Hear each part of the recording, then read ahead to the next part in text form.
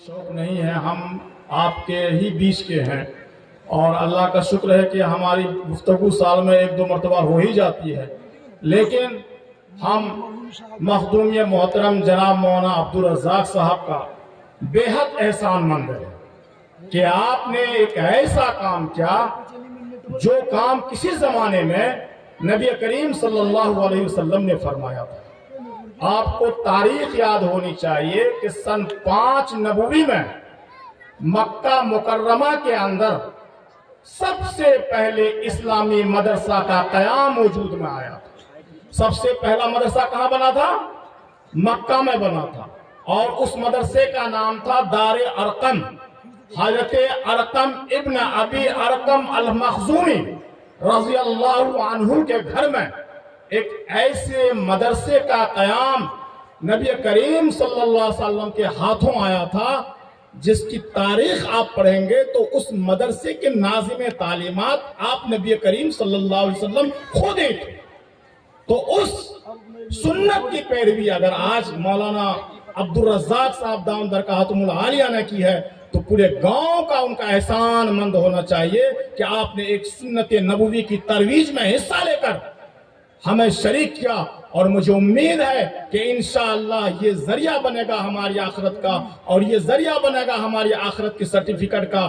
انشاءاللہ ہمیں اللہ رب العزت ضرور مغفرت فرمائے گا۔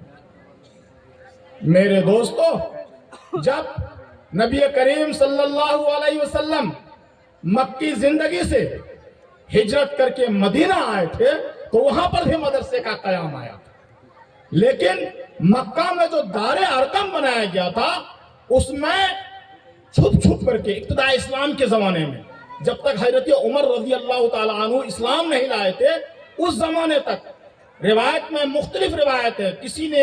کسی راوی نے لکھا کہ آپ نبی کریم صلی اللہ علیہ وسلم کا قیام دار ارقم میں 3 سال رہا، کسی نے کہا کہ 1 سال رہا، مختلف روایات ہیں۔ لیکن جب اسلام کے ابتدائی دور تھا اس زمانے میں چھپ چھپ کر نماز پڑھنے کی جو رواج تھا وہ وہی دار ارقم میں ہوا کرتا، اور اسلامی اجتماعیت کا سب سے پہلا مرکز، سب سے پہلا مدرسہ وہی دار ارقم۔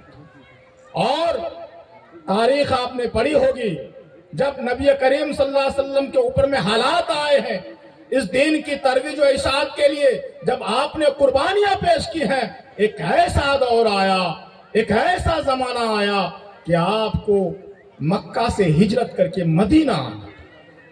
جب مکہ سے ہجرت کر کے مدینہ آئے تو نبی کریم صلی اللہ علیہ وسلم مدینہ میں کیا کیا آپ کو پتا ہے؟ سب سے پہلے مسجد نبوی کی تعمیر کی، اور مسجد نبوی ہی کے ایک سائیڈ میں ایک سائبان بنایا اور ایک چبوترا بنایا جس کو ہم لوگ صفہ کے نام سے جانتے ہیں۔ ابھی ہمارے مفتی اشتیاق صاحب ہمارے علماء کرام سے فرما رہے تھے کہ آپ کو اسٹیج پر آنا چاہیے، اسی اصحاب صفہ، اسی صفہ کا حوالہ دیے تھے جو اسلامی تاریخ میں پہلا مدرسہ ہے جہاں اقامت پذیر طلبہ رہا کرتے تھے، اور تاریخ سینہ پیٹ کر کے بولتی تھی کہ اس زمانے میں کم سے کم 70 اور 80 طلبہ کرام اس مدرسے میں قیام کرتے تھے، اس مدرسے میں رہتے تھے۔ یہ اسلام کا دوسرا مدرسہ۔ آپ مدرسے کی اہمیت پہ بات کرنا جانتے ہیں، خوش قسمت ہوئے۔ لوگ سوال کرتے تھے، لوگ پوچھتے تھے کہ مولانا اتنے بڑے عالم دین بن رہے ہیں، اتنے بڑے اسکولر ہیں، اور آپ کے گاؤں کے بہت سارے شیخ الحدیث ہیں، بہت سارے مولانا علماء کرام ہیں جو باہر اچھے اداروں میں دینی خدمات انجام دے رہے ہیں، دیگر فیلڈ میں ہیں، لیکن پیچیلی میں مدرسہ نہیں ہے۔ بڑی تحقیر انداز میں کہتے تھے۔ تو ہم اس وقت ان کو ہیلا حوالہ یہ کہہ کر کے خاموش کر دیا کرتے تھے کہ الحمدللہ ہمارے گاؤں میں 12-13 مسجدیں ہیں، اور سبھی مسجدیں خوبصورت ہیں، بہت اچھی ہیں، سبھی مسجدوں میں مکتب کا انتظام ہے، دروازوں پر مکتبت کا انتظام ہے۔ اور میرا سینہ فخر سے چوڑا ہو جاتا تھا اور میں کھل کے بولتا تھا کہ پورے ضلع کا معائنہ کر لیجئے، پیچیلی گاؤں ہی ایک ایسا گاؤں ہے، واحد گاؤں ہے کہ اس وقت تک صرف ایک مسجد میں جمعہ کی نماز ہوتی ہے۔ میں نے آپ کے اتحاد کا، آپ کی اجتماعیت کا، آپ کی اشتراکیت کا، اپنے اتحاد کا ثبوت ملکوں میں پیش کیا ہے۔ اور یہ آپ خوش نصیب لوگ ہیں، آپ اچھے لوگ ہیں، آپ سعادت مند لوگ ہیں، آپ اپنے گاؤں کے خیر خواہ لوگ ہیں، آپ اپنے گاؤں کے حالات کے خیر خواہ لوگ ہیں کہ آپ نے ابھی تک اس ثبوت کو زندہ رکھا ہے کہ آپ کے ہاں ایک عیدگاہ ہے اور ایک ہی عیدگاہ میں پورے گاؤں کے لوگ نماز پڑھتے ہیں۔ وَاعْتَصِمُوا بِحَبْلِ اللَّهِ جَمِيعًا کی بہترین تصویر ہے۔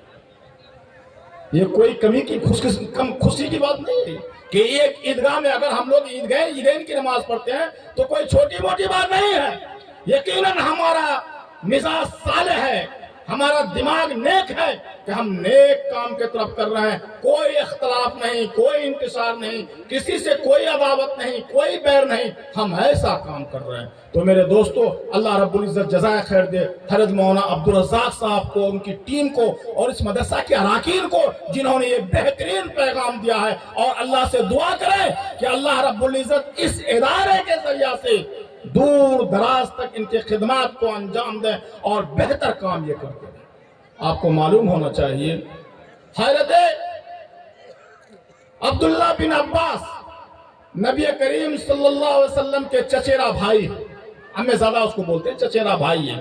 میں عام فہم زبان میں بول رہا ہوں کیونکہ مجلس کی رعایت کرتے ہوئے اسی طرح مجھے بات کرنی ہے تاکہ میں آپ کی بات کو سمجھ جاؤں، آپ میری بات کو سمجھ جائیں۔ تو چچیرے بھائی ہیں عبداللہ بن عباس، اور ان کو ترجمان القرآن کہا جاتا ہے۔ روایت کرتے ہیں کہ جب مجھے معلوم ہوتا تھا کہ کسی صحابی کے پاس میں کوئی حدیث ہے تو اس حدیث کو حاصل کرنے کے لیے، اس کو سننے کے لیے، اس حدیث کے سیاق و سباق کو جاننے کے لیے، اس حدیث کے استناد کو جاننے کے لیے میں اس صحابی کے دروازے پر چلا جاتا تھا۔ دوپہر کا ٹائم ہوتا ہے، زیادہ تر لوگ دوپہر میں قیلولہ کرتے ہیں۔ راوی خود روایت کرتا ہے کہ اگر وہ صحابی قیلولہ میں ہے یا آرام فرما رہے ہیں تو میں ان کے دروازے پر ہی چادر بچھا دیتا تھا اور میں اس پر لیٹ جایا کرتا تھا، یہاں تک کہ وہ گرم ہوائیں جو چلتی تھی، وہ تیز ہوائیں جو چلتی تھی، اس سے جو گرد و غبار نکلتا تھا وہ سارا میرے بدن پر لیٹ جاتا تھا، میرے بدن میں چمٹ جاتا تھا، لیکن میں اس حدیث کی سننے کے لیے اس کے دروازے پر بیٹھا تھا۔ جب صحابہ جگتے تھے یا اہل خانہ جگتے تھے، بیدار ہوتے تھے، گھر کے دروازے سے باہر آتے تھے تو وہ بہت تعجب میں پڑ جاتے ہیں کہ نبی کریم صلی اللہ علیہ وسلم کے چچیرے بھائی ہیں، نسب تو دیکھیے۔ صحابہ یا اہل خانہ کہتا ہے کہ آپ کو کیا ضرورت تھی یہاں پر لیٹ جانے کی حضرت، آپ کسی کو بھیج دیتے، ہم کو بلوا لیتے، ہم آ جاتے آپ کے پاس۔ تمہارا میں کیا کہا انہوں نے، عبداللہ بن عباس نے، انہوں نے کہا کہ مجھے حدیث معلوم کرنی ہے، اس کی استناد کو جاننی ہے، اس کی خوبیوں کی، اس کی خامیوں کی، ان کی باتوں کو ہمیں پرکھنی ہے، اس لیے میرا چل کر آنا یہاں بہتر ہے، میں کیوں کسی کو بھیجوں، میں نے ایک حدیث کو حاصل کرنے کے لیے یہاں پر آیا۔ یہ ہے علم کیا ہم نے، یہ ہے علم کیا۔ یہ نہیں ہے کہ آئیں گے مولانا شاہد صاحب کوئی مسئلہ بتا دیں گے، فلاں مولانا صاحب آئیں گے، مفتی مامون رشید صاحب آئیں گے، کوئی حدیث بتا دیں گے، نہیں، ہمارے اور آپ کے اندر میں یہ طلب ہونی چاہیے، یہ جستجو ہونی چاہیے کہ مولانا، کوئی بھی مولانا ملے ان سے کچھ نہ کچھ مسئلہ پوچھتے رہیں، وضو میں کتنے فرض ہیں، نماز میں کتنے فرائض ہیں، کتنے واجبات ہیں، کوئی مسئلہ پوچھنا ہے وہ پوچھنے، کوئی ضرورت نہیں دعوت افتاح جانے کی آپ کو، کسی مفتیانے کے پاس میں طلاق کے مسئلے کو لے کے جانا ضرور نہیں ہے۔ اگر ایک اچھا عالم ہے تو آپ کو گاؤں میں بتا دے گا کہ وہ طلاق واحد ہے، طلاق بائن ہے یا طلاق مخلصہ ہے، تمام چیزوں کو بتا سکتا ہے، لیکن شرط یہ ہے کہ آپ اس علماء کرام سے اپنے کنیکٹنگ کو مضبوط رکھیں، اپنے رابطے کو مضبوط رکھیں۔ میرے دوستو، جب آپ اسلامی تاریخ کا مطالعہ کریں گے تو آپ کو معلوم ہوگا، اور بتایا گیا ہے کہ علم حاصل کرنے کے لیے چین تک جانا پڑے تو جاؤ، لیکن علم حاصل کرو۔ اور تاریخ بتاتی ہے، جب آپ تاریخ کی کتابوں میں پڑھیں گے، عبدالفتاح ابو غدہ خود فرماتے ہیں کہ فاقہ کشی کی حالت میں، جنگلوں کے سفر کرنے کی حالت میں، پیدل چل چل کر صحابہ کرام نے اور ہمارے اکابرین نے، بزرگان دین نے علم کو حاصل کیا ہے۔ اور جب تک آپ علم کو حاصل نہیں کریں گے، نہ آپ کے گھر میں دنیاوی ترقی آئے گی، نہ دینی ترقی آئے گی۔ آپ برا نہیں مانے گا، محاسبہ کیجیے۔ اگر آپ کے گھر میں پڑھا لکھا ہے، چاہے وہ ماسٹر صاحب ہو، چاہے وہ چپراسی صاحب ہو، چاہے وہ مولوی یا حافظ جی ہو، اگر آپ کے گھر میں پڑھا لکھا ہے تو انشاءاللہ آپ کے گھر میں خیر و برکت ہوگی، اور آپ کے بچے کا کمانے کا ایک الگ انداز ہوگا، اس کے پیسے میں ایک الگ برکت ہوگی، ایک الگ رونق ہوگا۔ اور اگر آپ کے گھر میں دنیا کمانے والے ہیں، ایک پائلٹ یا ایک دوسری نوکری کرنے والے اگر 50 لاکھ روپیہ وہ ماہنامہ کما لیتے ہیں، 50,000 روپے اگر ایک دن میں کما لیتے ہیں، تو وہ تہذیب، وہ روایت، وہ ترقی، وہ رہن سہن، وہ بات چیت، وہ کیپیسٹی، وہ صلاحیت، وہ کھانے پینے کے آداب، وہ چلنے کے آداب، وہ گفتگو کے آداب، وہ اٹھنے بیٹھنے کا آداب بالکل نہیں ملیں گے آپ دیکھتے ہوں گے اگر کسی ان پڑھ کی تنخواہ 50,000 روپے مہینے ہے تو آپ ان کی چال سے پہچان جائیں گے کہ اس کو ابھی پیسہ ہوا ہے، یہ پڑھا لکھا کم آدمی۔ لیکن اگر پڑھا لکھا کے پاس ہوا ہے تو ان کا اخلاق، ان کا کردار، ان کا رہنے کا، ان کا جینے کا، ان کا کھانے کا، ان کا پینے کا، ان کا آپسی ویوہار ایک الگ قسم کا ہوتا ہے میرے دوستو۔ تو ہمیں تعلیم کی ضرورت ہے۔ میں تعلیم ہی پر آج بات کروں گا۔ پچیلی بستی میں تعلیم کی کوئی کمی نہیں ہے، تہذیب کی کوئی کمی نہیں ہے، شرط یہ ہے کہ یہ تعلیم دوسروں تک پہنچے۔ ہم اپنی تعلیم کے ذریعے سے اگر کسی شہر میں دوسرے آدمی کو فائدہ پہنچا رہے ہیں اور اپنے گاؤں کو فائدہ نہیں پہنچا رہے ہیں تو ہم ناکارہ، ہمارا علم بیکار۔ ہم بہت بڑے عالم ہیں لیکن گاؤں کے حالات سے ہم باخبر نہیں ہیں، گاؤں کے حالات کی خبر گیری نہیں کر رہے ہیں۔ کوئی بچہ پڑھ رہا ہے اس کی ہم حوصلہ افزائی نہیں کر رہے ہیں، کوئی بچہ کچھ بننا چاہ رہا ہے اس کو اچھی گائیڈ لائن نہیں کر رہے ہیں، ان کو اچھا مشورہ نہیں دے رہے، تو ہم اچھا گاؤں کبھی نہیں ہو سکتے، ہم اچھا عالم کبھی نہیں ہو سکتے۔ ہمارے اوپر ضروری ہے کہ ہم اپنے گاؤں کے تئیں بھی بیدار رہیں، ہمارے اوپر ضروری ہے کہ ہم اپنے محلہ اور سماج کے تئیں بھی بیدار رہیں۔ کس کا بچہ بہتر پڑھ رہا ہے، کن کے حالات خراب ہیں، وہ بچے کو نہیں پڑھانا چاہتا ہے، میرے دوستوں دوسری جگہ پیسہ دینے سے بہتر ہے کہ آپ اس بچے کی پرورش کیجئے، اس کمزور ماں باپ کی ہمت افزائی کیجئے تاکہ وہ فیس دے کر کے اپنے بچے کو پڑھا سکے اور ملک میں، ملت میں اپنے نام کو روشن کر سکے۔ ابھی ہوا نا آپ کے، ابھی بلوا گاؤں کا نام کتنا عزت سے آپ لوگ لیتے ہیں کہ 2 IAS بن گیا ہوا۔ ابھی پچیلی میں ایک بچہ ایک کمپٹیشن کا ایگزام پاس کیا، ایک نوکری میں گیا تو ہم لوگ سینہ چوڑا کر کے بولتے ہیں کہ پچیلی میں ایک بچہ ہو گیا۔ اگر اسی پچیلی شامپور سے 2-4 IAS IPS مل جائے، اسی پچیلی بستی سے 2-4 مفتیان کرام علماء اعظام مسترد انداز میں بن جائے، اسی پچیلی بستی سے اچھے ماسٹر، ڈاکٹر، انجینئر بن جائے، تو اس میں غمی کی کیا بات ہے، یہ تو خوشی کی بات ہے۔ اور کہنا چاہیے کہ اللہ تبارک و تعالیٰ کا فضل ہے، ھذا من فضل ربی کا، ہمیں اور آپ کو ورد کرنا چاہیے کہ نہیں چاہیے؟ تو ہمارا گاؤں پیچھے، ہم بہت آگے لیکن میرا گاؤں پیچھے، ہمیں محاسبہ کرنا ہوگا، اس گاؤں کے ذمہ داران کو محاسبہ کرنا ہوگا، اس گاؤں کے پڑھے لکھے لوگوں کو محاسبہ کرنا ہوگا۔ آج BPSC 3 کا ریزلٹ ہوا، اس گاؤں کی کتنی ریزلٹ ہے، ہمیں اور آپ کو فکر مند ہونا ہوگا۔ آج سرکاری نوکریاں بٹ رہی ہیں، سرکاری نوکریاں مل رہی ہیں، ہمارے گاؤں کی کتنے حصے داری ہے، کیا بھاگے داری ہے؟ ایک اچھے گاؤں کی پہچان ہے، ایک اچھے آدمی کی پہچان ہے کہ وہ محاسبہ کرے کہ میرا گاؤں کدھر جا رہا۔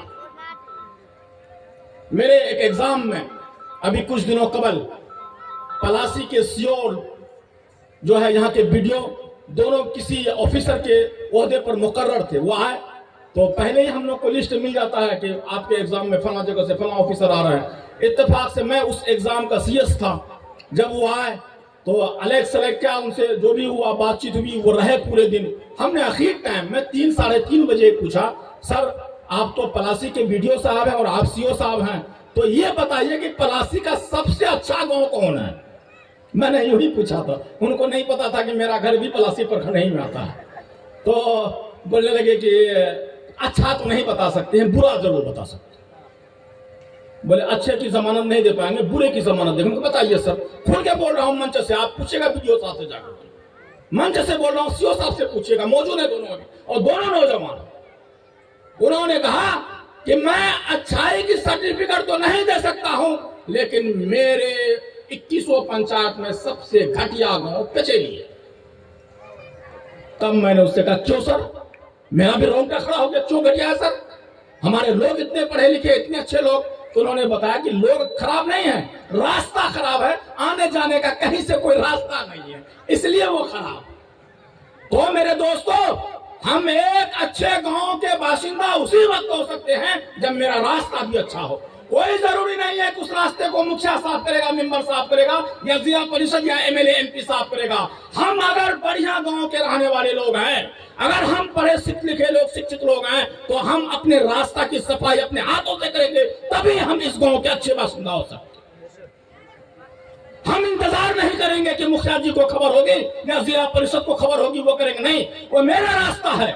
کسی بھی موت میں, کسی بھی جشن میں ہمارے رشتہ دار, ہمارے اقربا اسی راستے سے آئیں گے, اور جب وہ آئیں گے تو بولیں گے کہ آج بہت تھک گئے, آپ یہاں کا راستہ بہت خراب ہے. تو اس وقت ہم لوگوں کا سر سکی سے سر نیچے ہو جاتا ہے کہ کس طرح کی شکایت سامنے میں ہو رہی ہے. تو ہم اچھا گاؤں کے لوگ اسی وقت ہوں گے کہ جب ہم خود راستے کو بنائیں, راستے کی صفائی کریں. اور اسلام کا بھی سب سے نچلا حصہ یہی ہے کہ آپ راستے سے ٹھوکر والی چیز کو, موذی چیز کو, نقصان پہنچانے والی چیز کو, تکلیف والی چیز کو راستے سے ہٹا دیجئے. اسلام کا اپنا درجہ ہے میرے دوستو. کم سے کم ہم تو ادھر بھی ثواب کے مستحق ہو جائیں.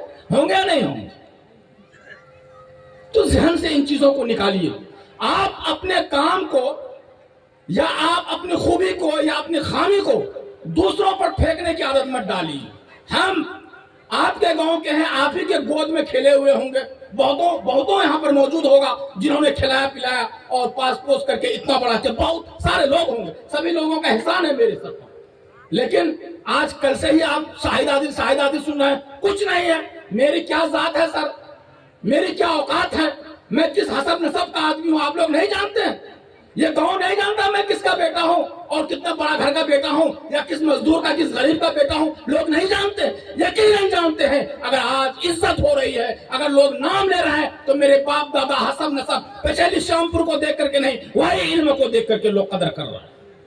بے شک ایک سے ایک ویآئی لوگ ہیں گاؤں میں, ایک سے ایک معززوں کی فہرست ہے, ایک سے ایک زمیندار لوگ ہیں, ان کے بچے ہیں, کوئی نام لینے والا نہیں. اللہ کا لاکھ لاکھ شکر, اس عزیز کا نام کوئی لے رہا ہے تو یہ آپ کی دعائیں, آپ کی محبت, آپ کی نوازش اور اس علم کی برکت ہے. ورنہ کون اس کو پوچھتا ہے اس کمپٹیشن کے دور میں. تو کہنے کا یہی زندگی کا ایک یہی آئیڈیالوجی بنا لیجئے. زندگی میں جینے کے لیے اپنے ساتھ میں ایک اصول بنا لیجئے کہ ہم کو جینا ہے.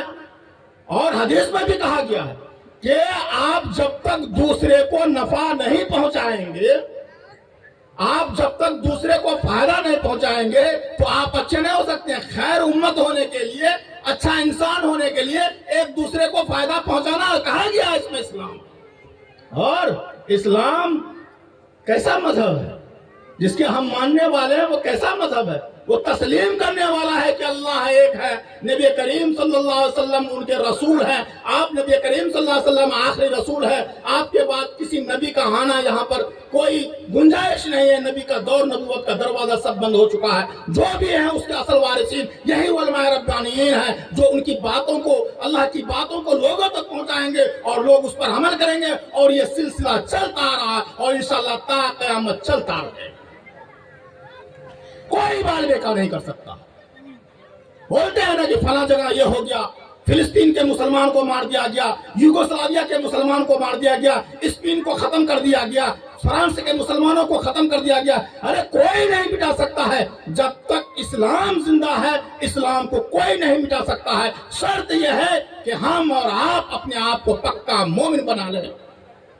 اگر ہم پکے اور سچے مومن بن جائیں گے تو قرآن کی آیت کے مطابق کوئی بھی قوم, کوئی بھی طاقت, سپر سے سپر پاور طاقت ہمارا بال بیکار نہیں کر سکتی ہے. قرآن کا اعلان ہے وَأَنْتُمُ الْأَعْلَوْنَ إِن كُنتُم مُؤْمِنِينَ, کہ تم لا تہنوا ولا تحزنوا. اس سے پہلے کہا کیا کہ تم گھبراؤ مت, تم پست قد مت ہو. اگر تم پکے سچے مومن بن کر رہو گے تو تمہارا کوئی بال بیکار نہیں کر سکتا ہے. میرے دوستو, اس لیے ہمیں احساس کمتری میں نہیں مبتلا ہونا ہے, بلکہ جو اللہ اور اللہ کے نبی کی باتیں ہیں اس پر عمل کرنے کی مکمل کوشش کریں گے انشاءاللہ. یہ مدرسہ حاجی عبدالرزاق صاحب نے یا ماسٹر عویس صاحب نے یا دیگر ذمہ داران نے اپنے گھر کے لیے نہیں بنایا. یہ اجتماعی ادارہ ہے جہاں پر تمام ملی بچے علم حاصل کریں گے. اور انشاءاللہ العزیز اس مدرسے کا نظام بھی کوئی شخصی نظام نہیں ہوگا, عوامی نظام ہوگا. میں آپ کو یہ کہہ رہا ہوں. بے شک عوامی نظام ہوگا. کسی کام کرنے سے پہلے یہاں کے انتظامیہ کے لیے لازمی بات ہوگی کہ آپ یہاں کے ذمہ داران سے، یہاں کے اچھی سوچ بوجھ والے سے رابطہ کریں، مشورہ کریں. ادارہ کس طرح ترقی کرے گا اس چیز کے لیے لائے عمل طے کریں. انشاءاللہ ادارہ دن دونی رات چوگنی ترقی کرتا رہے گا، اور یہی بہتر طریقہ ہے، اور لوگ کریں گے. میں خود دیکھ رہا ہوں اس مدرسے کا قیام ابھی 2023 کے غالباً اگست میں ہوا ہے، اور اس اگست سے پڑھائی شروع ہوئی ہے. جہاں دارالاقامہ کا بھی نظم نہیں ہے، مکتب کی شکل میں شروع کیا. 1 سال کے اندر میں اتنی خوبصورت مسجد، اتنا اچھا ادارہ اور یہ مجمع اکٹھا ہو گیا. یقیناً رب کریم کی بہت بڑی مہربانی ہے، بہت بڑی نوازش ہے کہ آج اس بیابان جنگل میں جہاں ہم اللہ کے رسول کی باتوں کو سن رہے ہیں، سنا رہے ہیں. یہ بہت بڑی فخر کی بات ہے. مولانا عبدالرزاق صاحب نیک صفت عالم دین ہے، سبھی لوگ گاؤں کے جانتے ہیں. کم سخن آدمی ہیں، کم بولتے ہیں، سبھی جانتے ہیں. زیادہ ہیج پیچ یا زیادہ لوگوں سے اختلاط نہیں رکھتے ہیں، سبھی لوگ جانتے ہیں. لیکن مدرسے کے تئیں بہت مخلص ہیں. ابھی ہم لوگ آئے شاگرد ہیں. میں مولانا عبدالرزاق صاحب کا پہلا شاگرد ہوں. مکھیا آصف الرحمان صاحب اس زمانے میں جب کچہری چوک میں ایک مدرسہ قائم کیے تھے بیت العلوم کے نام سے، تو اس کا پہلا مدرس مولانا عبدالرزاق، مولانا اخلاق، مولانا اسلام صاحب، مولانا توحید صاحب ہوا کرتے تھے، اور اس کا پہلا اسٹوڈنٹ ہم ہی لوگ ہوا کرتے تھے. میں نے ان سے پڑھا ہے، چاہے 2-4 دن ہی. ہم لوگ شامپور مدرسے کے طالب علم تھے، لیکن جب نیا مدرسہ کھلا، اللہ جنت الفردوس عطا فرمائے مکھیا حسیب احمد صاحب کو، انہوں نے ہم لوگوں سے کہا بیٹا تم لوگ یہیں پڑھو، اپنا نیا مدرسہ کھلا ہے. تو ہم لوگ 2 مہینہ 3 مہینہ اسی مدرسے میں پڑھے. اس معنی کر کے وہ میرے استاد ہے، لیکن میں نے ابھی ان کے اخلاق کا نمونہ دیکھا کہ جب وہ آئے، ہم پہنچے ہیں ان کے دفتر میں تو پانی خود سے پیش کرنے لگے. ہم شرمندہ ہو گئے کہ ایک استاد ایک شاگرد کو پانی پیش کر رہا ہے. میرے دوستو، یہی مخلص کی پہچان ہے، یہی اچھے عالم دین کی پہچان ہے، یہی ایک اچھا انسان کی پہچان ہے کہ وہ کس طرح آنے والے مہمانوں کا جو سواگت کر رہے ہیں، خیر مقدم کر رہے ہیں. یہ بہت بڑی بات ہے.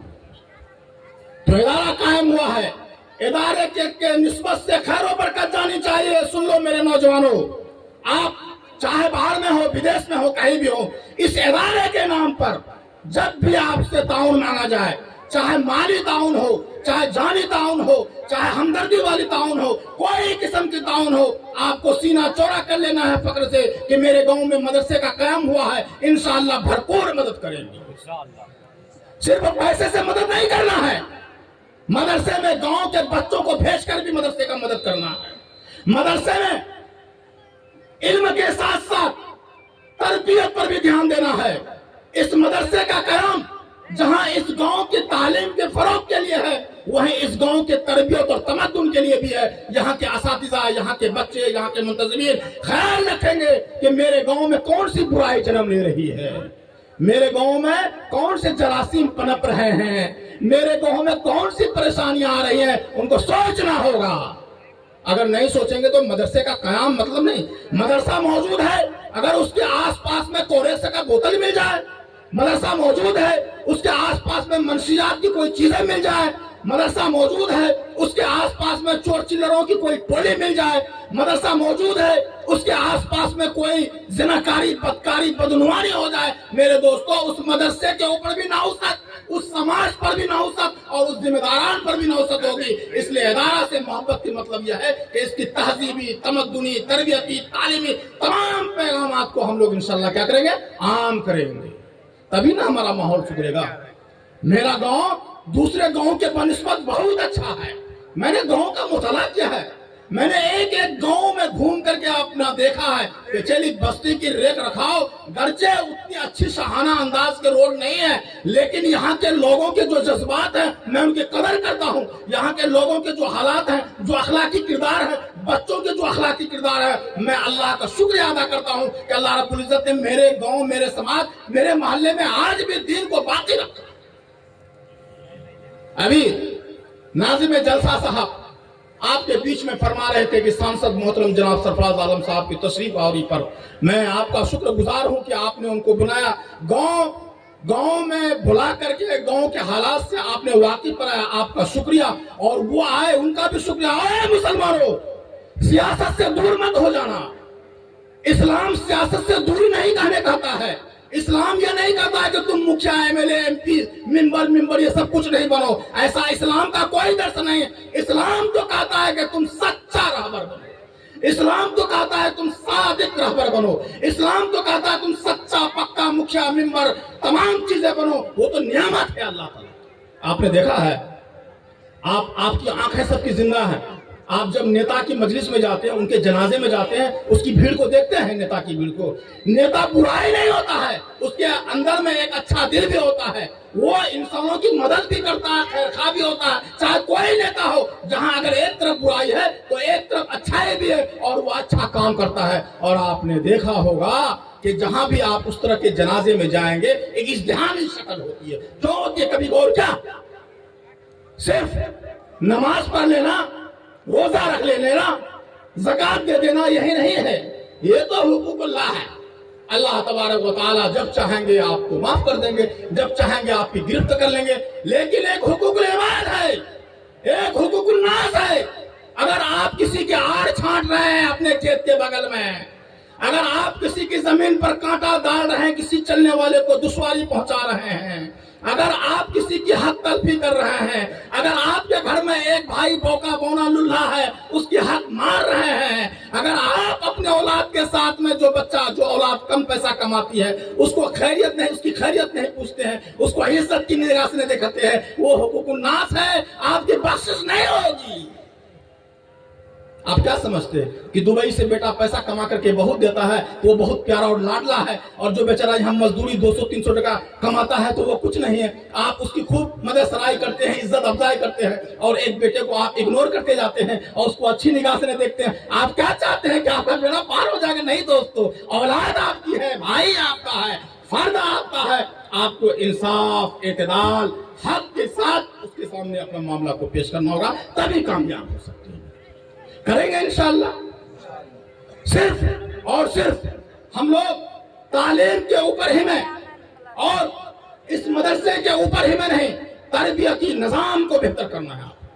اور کوشش کیجئے، میری آواز جہاں تک پہنچ رہی ہے، آپ یہ کوشش کیجئے کہ اپنے محلے کی صفائی پر ضرور دھیان دیجئے۔ کوئی ضروری نہیں ہے کہ آپ صرف اپنا دروازہ صاف کر لیں گے اور سڑک کو چھوڑ دیں گے۔ میرے دوستو، ایمان کا بہترین نصف ہے وہ کہ آپ اس کی بھی صفائی کیجئے۔ النظافۃ نصف من الایمان، پاکیزگی کو نصف ایمان کہا گیا ہے، آپ اس چیز کو بھی کیجئے۔ اور محلے سماج میں کسی کی طبیعت خراب ہو جاتی ہے، کوئی بیمار پڑ جاتا ہے تو آپ ان کی خبر گیری بھی کیجئے، ان کے عیادت بھی کیجئے۔ کوئی مفلوق الحال ہے، پریشان حال ہے، آپ ڈھولک بجا کر کے، فوٹو لے کر کے، فوٹو وائرل کر کے اس کی امداد مت کیجئے۔ آپ دبے ہاتھے دائیں ہاتھ سے دیجئے، بائیں کو خبر نہیں ہو جائے، حدیث پر عمل ہو جائے اور آپ کا کام ہو جائے، آپ کا بیڑا پار ہو سکتا ہے۔ میرے دوستو، ان چیزوں کو سمجھیں، کریں گے انشاءاللہ ہم لوگ۔ باتیں بہت تھی بولنے کے لیے اور وقت بھی ہمارے پاس تھا، لیکن چونکہ ہم اس گاؤں کے باشندہ ہیں، ایک میزبان کی حیثیت سے مجھے زیادہ آج نہیں بولنا ہے۔ ہمارے لیے بہت خوش قسمتی ہے کہ ہم تمام لوگوں کے استاد محترم جناب حضرت مولانا مفتی علیم الدین صاحب شیخ الحدیث دارالعلوم رحمانی 0 مائل یہاں پر تشریف فرما ہیں، اور اسی طرح امارت شریعہ بہار اڑیسہ جھارکھنڈ کے نائب ناظم جناب مولانا سہراب ندوی القاسمی صاحب وہ بھی تشریف لا رہے ہیں، اور اسی طرح جناب مولانا سہراب صاحب چابدانی جو یہ تشریف فرما ہے یہاں پر، ان کو بھی سننا ہے۔ تو ایک میزبان کے لیے زیادہ دیر حائل رہنا یہ طور متخلل سے کم نہیں ہے، اس چیز کو آپ لوگ نہیں سمجھیں گے، اس لیے میں اپنی بات کو یہیں پر ختم کرتا ہوں۔ انشاءاللہ پھر ہماری ملاقات تو عیدین میں ہوگی ہی ہوگی۔ دعا کریں کہ اللہ تبارک و تعالی ہمیں اور آپ کو کہنے سننے سے زیادہ عمل کرنے کی توفیق عطا فرمائے۔ وآخر دعوانا الحمدللہ رب العالمین۔